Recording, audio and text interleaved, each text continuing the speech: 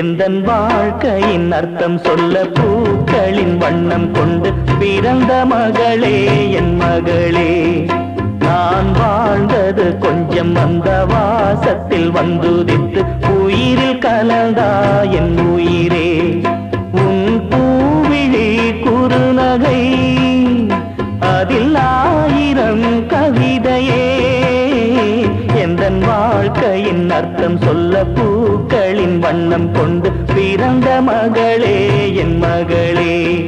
நான் வாழ்ந்தது கொஞ்சம் அந்த வாசத்தில் வந்துதித்து உயிரில் கலந்தா என் உயிரே.